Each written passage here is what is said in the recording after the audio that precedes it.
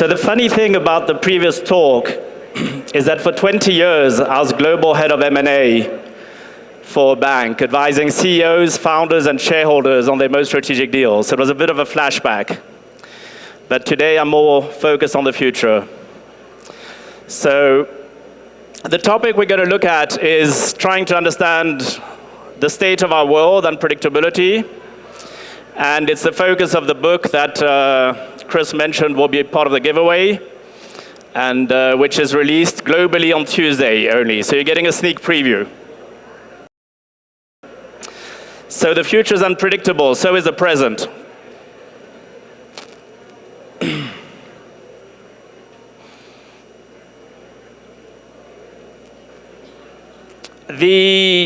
The primary focus is to understand, when you're thinking about change, what's different today in relation to change? Why is change any particularly different today? When the wheels were invented 3,000 something years ago, it was pretty transformational and disruptive. So what's happening now that when you look at things, they change differently? And that's what we're going to look at now. So that's not really...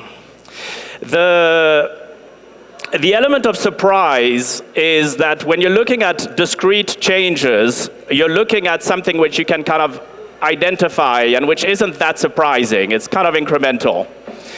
What's happening in today's environment is that there's deep uncertainty. We're going to unpack what that means. But what happens is that there's an inverse relationship with predictability and uncertainty. The more uncertain the environment, the less predictable. So the cost of relying on assumptions of a stable, linear, predictable, and controllable world is increasing. So think about it. The US have some of the best supercomputers and statisticians in the world. It didn't stop the Fed and Yellen basically giving a shrug and saying, yep, we had the biggest inflation in half a century, didn't really expect it, and no idea how to control it. When you look at the assumptions that Germany made, that if they had a strong, strategic, long-term relationship with a big partner, Russia, it would provide them military, energy, and defense security. And that predicated everything. The challenge is, when you rely on these assumptions to the exclusion of anything else, that's when the cost is high. So for the Fed, there's nothing wrong with running the supercomputers and the models and saying what interest rates might be. The danger is relying on that. So many of you in the room will know what VUCA is, I guess. Raise of hands, who knows what VUCA is? Right? Volatile, uncertain, complex, and ambiguous.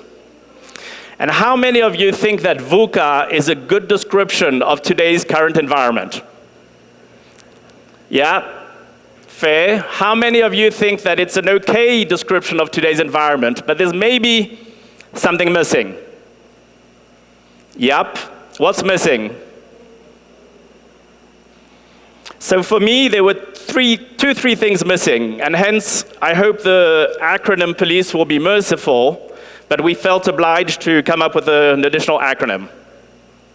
The first one is VUCA does not give an indication of the velocity, speed, or shape of change. So we added exponential because I think that when the US military 50 years ago, in an environment which was maybe foggy and confusing, but maybe not as hyper-connected or fast, coined the term VUCA, they were okay maybe not to add this indication of speed. That trajectory is important, and we treat it as kind of exponential. The second thing is intersecting. Intersecting is because change happens through intersections. No longer can you look at things as discrete or isolated. And that is fundamental. We'll see that in a minute.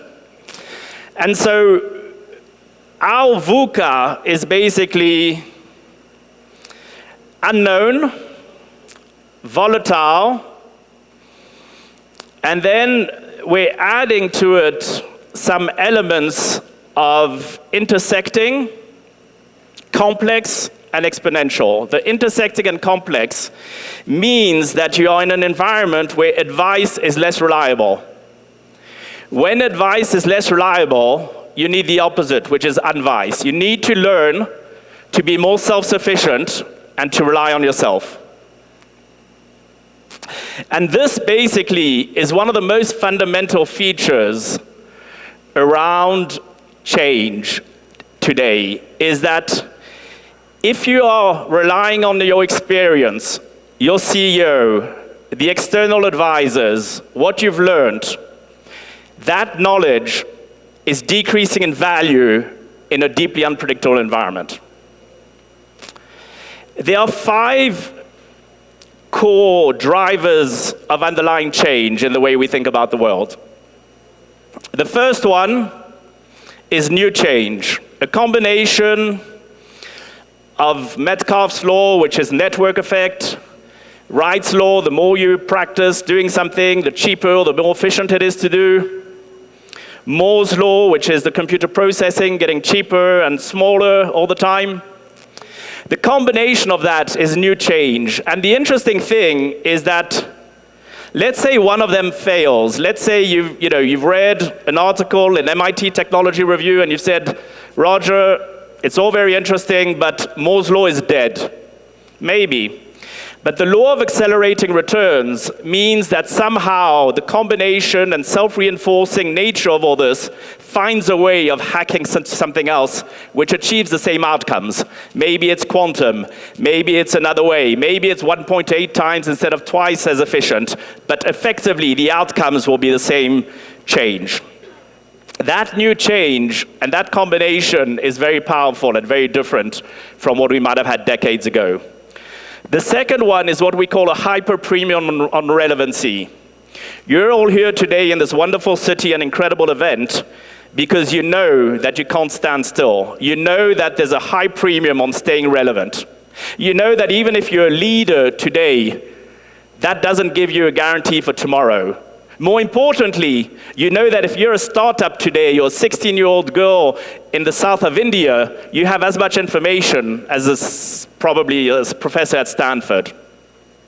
Don't get me wrong, I'm not saying it's the same opportunities, but I'm just saying that there's an element whereby there's a premium on relevancy, and this is achieved basically through the Red Queen race. The Red Queen race is based on the sister book of Lewis Carroll's Alice in Wonderland. And the Queen looks at Alice and she says, my dear Alice, you're so lucky because from where I come from, you need to run twice as fast to stay in the same place.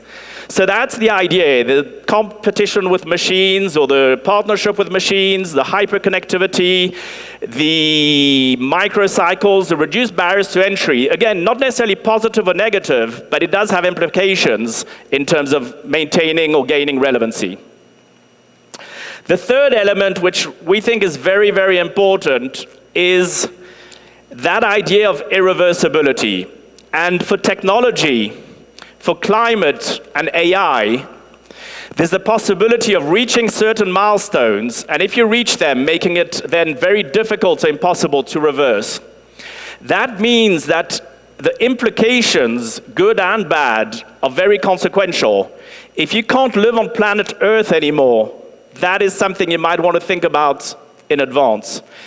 If you reach singularity with computers able to process and understand or artificial superintelligence as much as humans, something you might want to think about the ramifications and the next order implications of that before reaching milestones which might be irreversible. The fourth box is what we call shifting paradigms. And these are to do with information and disinformation. These are to do with complexity moving to the center stage. We'll look in a minute what we mean by complexity. This is to do with society and gender, generational equity, fairness, different perspectives of society, how things are evolving. And the final cluster of drivers of change, we consider them to be fast approaching possibilities. And these new eras are what would be if you have quantum computing or inorganic life, if you can create, humans inorganically? What are the sort of changes that are happening if you live in space, or the reshuffling of the global axes and economies? And these are things that are fast approaching. We're on the frontier, which already have implications. And if we cross those into the new eras, they certainly have very significant ramifications for change. So what does it mean? Who cares? What it means is that we're in an environment where basically certainty is in the past, and even that is debatable, but let's just take it that history is a little bit maybe easier to have a handle on than the future. So everything you look at, signals, trends, megatrends, those 500-page reports you read between January and March and you get very excited about, that's looking in the rearview mirror. Once you can identify the competitive ecosystem, once you can name a technology, once you can define growth rates, market sizes, and different dynamics of the sort, these are sort of strong signals. It's pretty much looking at the past. Nothing wrong with that. You need to understand the past to understand the future, but not to conflate that with being the future itself. There's no data on the future. And so you move into areas where you're looking or should be looking for weak signals, for emerging issues, which things that are in the fringe and the margin, which might intersect to become something more major. So when you're looking at this, basically what it means is that these meta trends, which are somehow relying on some degree of continuity, some degree of, is it working? Thanks. No worries, it's part of the fun. How boring and predictable. It seems to be working reliably. I might have to change the topic of my talk to predictability. But what does it mean, and what are the implications of that? It means you're moving from an environment of risk. Risk, you understand the parameters. You're driving at a certain speed, you decide to smoke X cigarettes per day, you know what might happen, and then you can probabilize it. Uncertainty, you know the possible outcomes. Will China become the first economy? Will whatever country invade whatever country? These are specific questions to which there's an answer. You know these are possible. And maybe you're not too sure the probabilities, but radical uncertainty or deep uncertainty. You don't necessarily know the possible futures. You certainly can't probabilize them. You may not be able to hierarchize them, put them in hierarchy or prioritize them. If you agree on some of them, you might not find agreement between what to do about it or what it means. And then once you start looking at them in isolation, if you remember the I from Unweiss, everything intersects, the reality is how do they interact? Because that creates the change. So what is it? Will we live in space? Will there be singularity? Will longevity be a few more years a year? Will we live till 200? Will there be inorganic life? What happens when China and the US clash because the rising countries and the declining countries, it has ramifications. How do they behave in relation to that? Once you put all that together, climate, we'll see rise occur in which countries, by how much, when, what to do about it. You can see that there are too many possible futures. There's not necessarily an agreement on them. You're not necessarily thinking about how they compound or interact, et cetera, and that is deep uncertainty. Now the good news, because I'm actually a positive person, I'm an existentialist person. As Chris mentioned, the name of my firm is Techistential for Foresight, which is technology and existential. So existential is agency. I believe we have agency. And I don't think it's an issue unless, as the Fed did with the interest rates, or Germany did when the example we gave on relying on the relationship with just one country, unless you rely on the prediction to the exclusion of other scenarios when you should not be thinking about predicting that. So what allows you to predict? You know the parameters. You're asking a specific question, and then there's a right answer. You might get it wrong, but there is a right answer. Multiple unknowns that are dynamic and in flux, that are changing. Many possibilities. There might not be a right answer at any point in time. You might want to use what we call foresight, which is thinking about a broad possibilities of events. And this is what I started mentioning earlier, which is why megatrends or metatrends, which somehow has the assumption that things might continue, somehow puts things together. Maybe it's a bigger bundle of events, but somehow metatrends, you're assuming that things will continue. But guess what? Change is slow until it isn't. And the idea of metaruptions, which I coined to mean that it's meta, a certain level, but of changes. In other words, changes are constant, not a problem if you have the right thinking around it. If you accept the multiplicity of possibilities and you don't rely on a specific outcome that you use for predictive, then basically that's okay. But you just need to understand that in that case, you have many unknowns, so it's not necessarily fully understandable. You have many future possibilities, it's discontinuous, it might be counterintuitive, and it might roll and cascade into something further. The way we think about what one needs to stay relevant in this context is through what I call the AAA Framework. The middle one is foresight, it's anticipatory. It simply means you're thinking longer term than the normal quarterly or annual basis. You're trying to think about the next order implications. You're trying to think about how they might combine. Ultimately, you're thinking long term, but to inform current, present decision making today. So that is the agility. It's the agility to reconcile that visioning of the slightly longer term with today's decision making, because in the end, only the present exists. Anti-fragile, many of you might know, it's Nassim Taleb, right? It's the opposite of fragile. It's not exactly the same as resilient. Resilient is like an elastic. You can hit it, but it stays the same. Anti-fragile improves with shocks. So if you think of Starlink, the low Earth orbit by Elon Musk, compared to Viasat, the big, expensive, 50-year-old satellites which all the militaries use. When Russia invaded Ukraine, it took 10 seconds for Russia to deactivate Viasat satellites because there was a single point of failure. 2 years later, Starlink is still operating and allowing Ukraine to, for now, continue to fight a tough battle. But this is very important because suddenly the world needs to understand what is a resiliency? How do you build in anti-fragility into systems where there can be shocks, where rare is less and less rare, and where extreme events are happening every day, so that maybe they're not that rare or extreme, right? So this being AAA, it really has two additional requirements. You need agency. Agency is very important.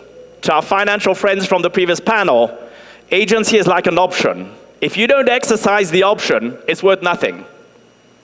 So agency, you need to do something about it, to exercise that agency. And alignment, you need some form of being aligned.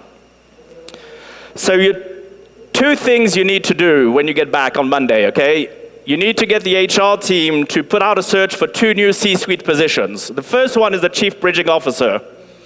I'm sorry for the Chief Strategy Officer, but I'm not sure it's working perfectly well. The Chief Bridging Officer is reconciling and bridging the longer term, the shorter term, the complex, the different incentives, the different ecosystems, is bridging all this in a way that's compatible with this world. The anti-fragility, it's showing you that beyond adaptation or resilience, of course you don't want to be fragile and break, but you need to go beyond that to improve as you get more heuristics and information and feedback loops. You then need a Chief Existential Officer. Again, existential doesn't just mean good or bad. Existential is to stay relevant, it's also to create huge value. Why is that?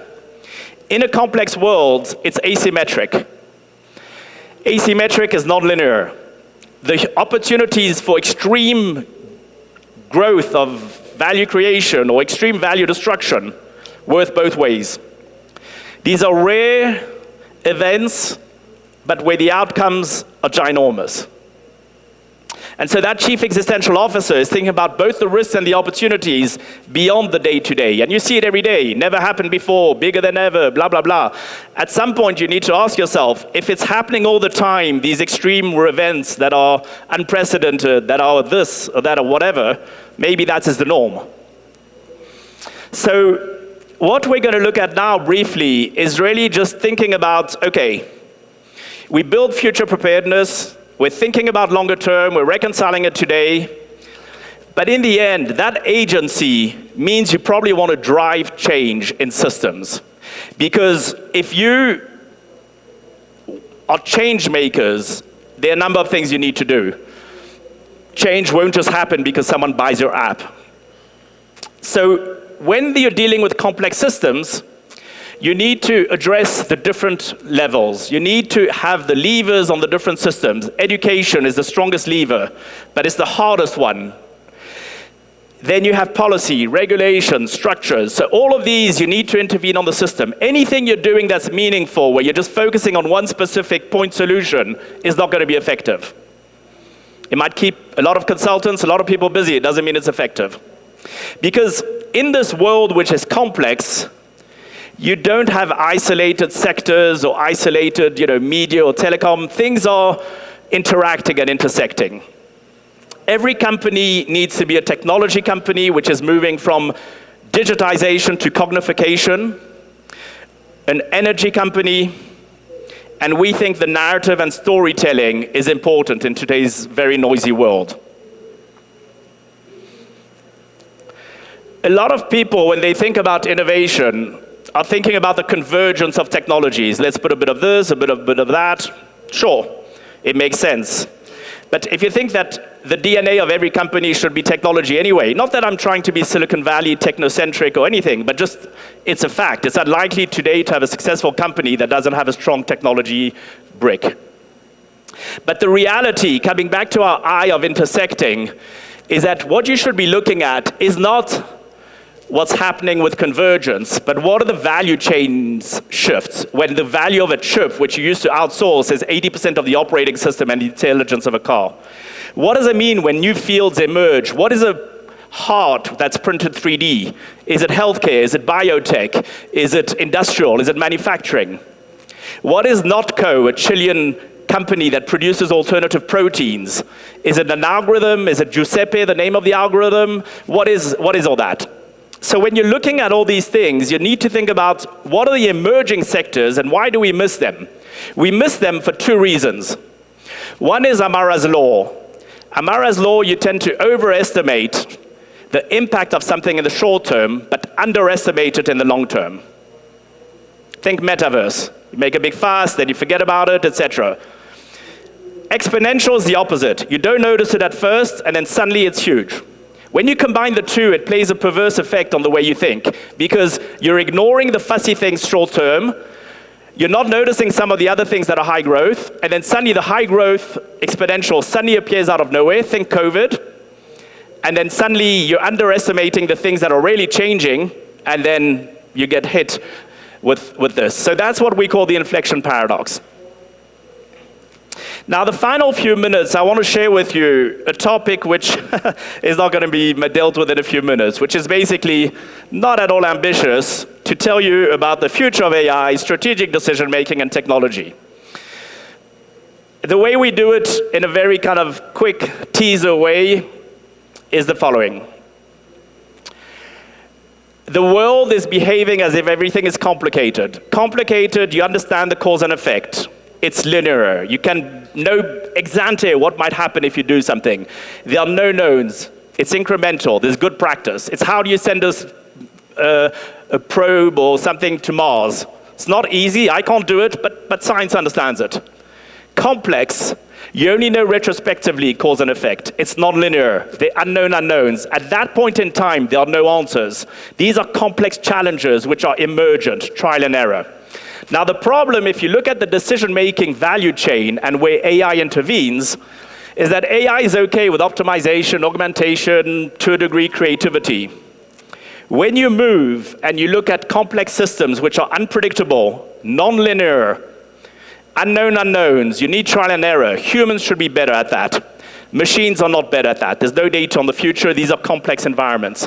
The challenge is that we're delegating authority to resolve some of our world's complex challenges in the complex meaning of the word, for which algorithms will not help you. Because there's no pattern recognition, there's nothing. It's deeply unpredictable. And this is what we call techistentialism. It's what does it look like decision-making in an unpredictable world? What does it look like decision-making in an unpredictable world where technology is dominant, where humans no longer have exclusivity on decision-making? And that requires us to rethink education, incentive structures, governance structures, how we delegate our decision-making to technology and the de-skilling that goes with that. The final closing comment, which is the last section of the book, is we put it together and think about a canvas, which we call the Disruptive Thinking Canvas, which brings all this together to help us basically invent the futures with agency and without relying on a playbook.